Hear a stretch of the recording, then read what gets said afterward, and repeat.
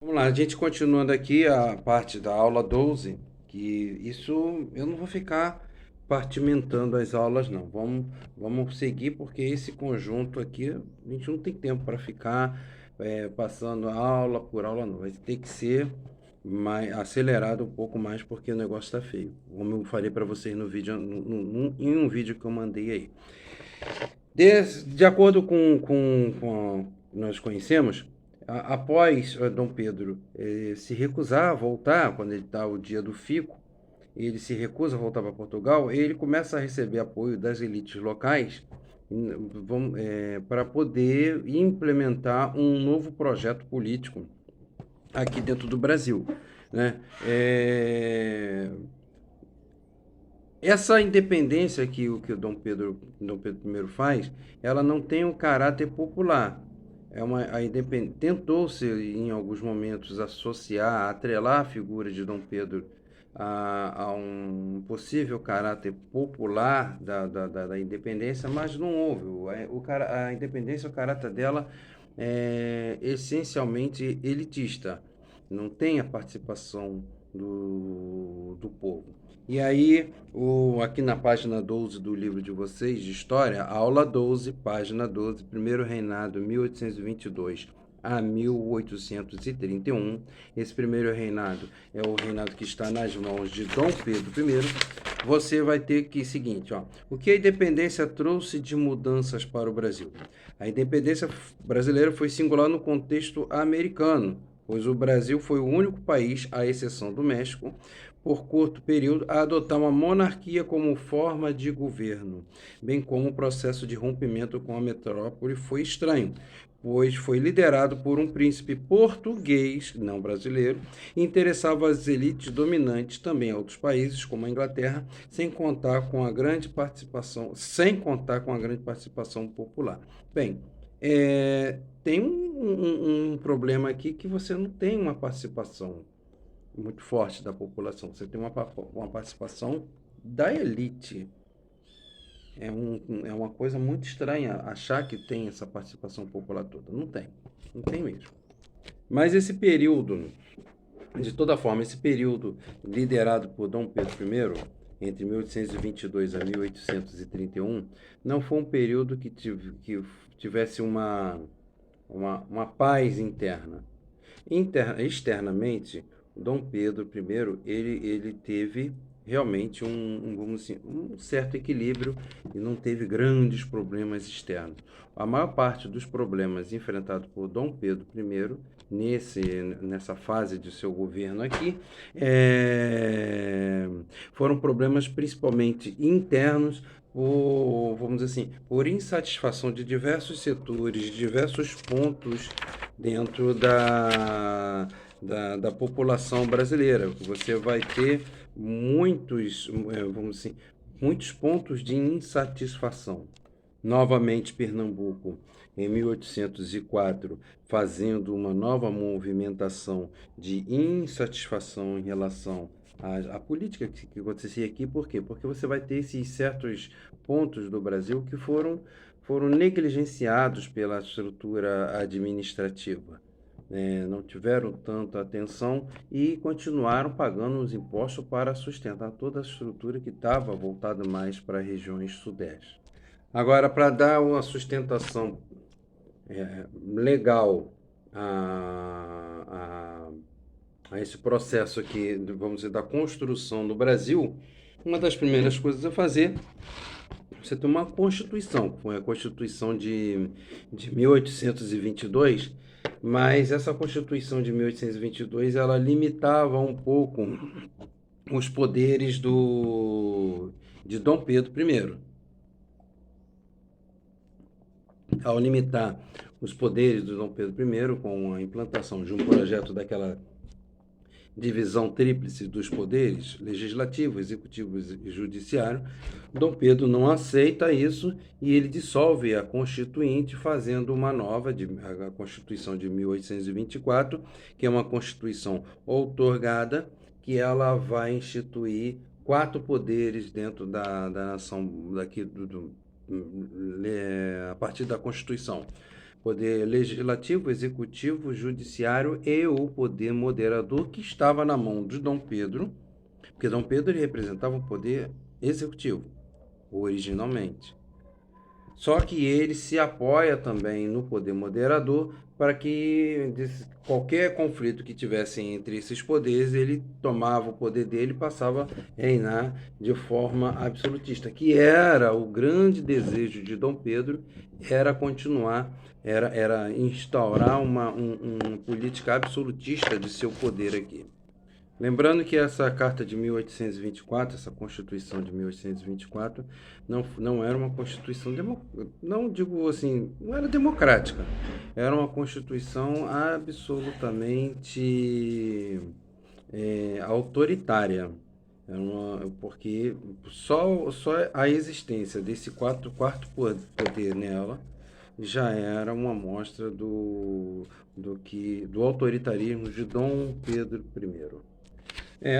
A figura de Dom Pedro I ela é meio controversa, que ela não teve, vamos dizer assim, um apoio pleno, uma admiração plena da população brasileira, digo as elites. E ele passa a sofrer constantemente a oposição de setores que não estavam diretamente sendo agraciados e divididos o poder com esse pessoal. Paralelo a isso, o trono o trono da família real em Portugal estava sofrendo grandes ameaças com tentativas vamos dizer assim, de quase que um golpe dentro da própria coroa portuguesa. E ele seria o herdeiro natural da coroa portuguesa, só que o seu irmão estava tentando dar um golpe eficaz. Então ele abdica do trono aqui no Brasil para o seu filho, lembrando que o filho, Dom Pedro II, aí sim é um brasileiro, porque Dom Pedro I não é brasileiro, Dom Pedro I ele é um português. E sendo Dom Pedro II um brasileiro, ele abdica em nome dele para resolver essas questões da herança do trono dele em Portugal, fazendo com que se encerre esse primeiro reinado. Gente, mais uma vez eu estou falando para vocês que eu tenho que falar bem rápido, tenho que fazer um resumo, mas isso tudo está sendo acompanhado tem que ser acompanhado pela leitura no livro de vocês, tá ok? Então, Dom Pedro ele resolve então abdicar do trono brasileiro, 7 de abril de 1831, está aqui no livro de vocês, em nome do seu filho Dom Pedro de Alcântara. Na época tinha apenas 5 anos, não podia assumir o trono. Então foi feito uma junção de políticos notáveis e para administrar o Brasil. O nome desse período, que esses políticos notáveis que administravam o Brasil nessa época, é o chamado de período regencial, que está na aula 13 de vocês, que começa na página 22 e vai até a página 25. O período da regência, ela é dividida em duas grandes partes. A regência trina provisória, que vai de 1831, começa em 1831, e depois a trina permanente. Regência trina provisória e permanente, por quê? Porque a provisória assumiu ali aquele momento que o Dom Pedro deixa o poder. A regência trina permanente, depois, como se estabeleceu, os regentes que levavam a política nacional em nome do príncipe, que era menor de idade, mas foi um período, esse período regencial de 31 a 40, foi um período de grandes, como é que eu posso falar? Conturbações políticas aqui no Brasil. Não foi um período de paz, não. Tanto que não é um período de paz, que ainda aqui na página, na aula 14 de vocês vão encontrar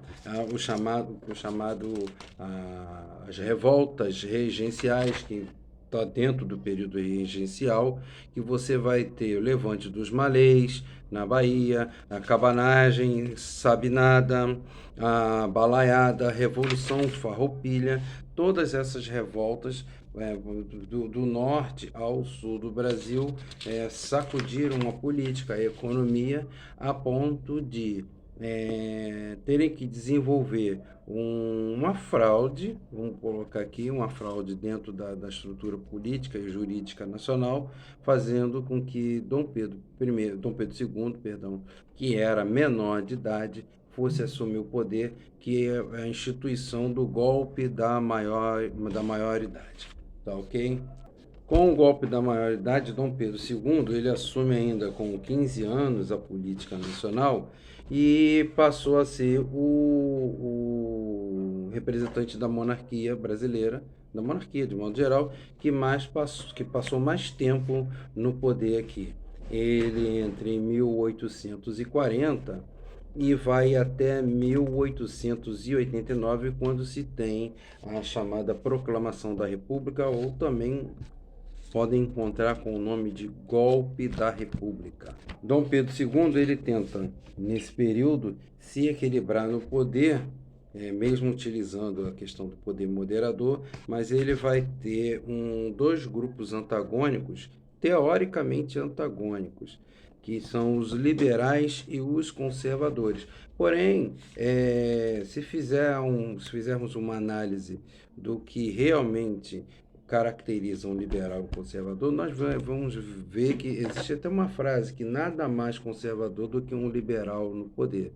Eles tinham quase que as mesmas demandas, quase que os mesmos pensamentos, posturas políticas, mudavam uma coisinha aqui ou outra ali para poder ser considerado como ou um liberal ou um conservador. Aqui também nós vamos ter, dentro do Brasil, o chamado parlamentarismo às avessas, está na página 38 do livro de vocês, que é um regime parlamentar, porém esse regime parlamentar não era eleito pelos próprios parlamentares, eram indicados por Dom Pedro II, e ora estava com liberal, ora conservador à frente desse parlamento, mas que na prática para a população, na prática social, não teve muita diferença de um grupo para o outro, não.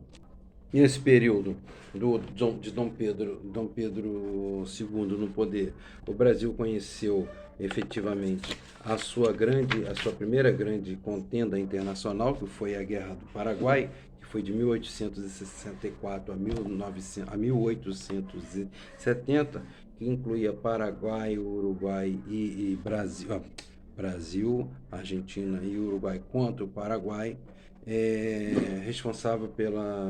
foi dizimado um percentual muito grande da população paraguaia, porque o Paraguai, na realidade, ele representava um grande perigo também para a Inglaterra.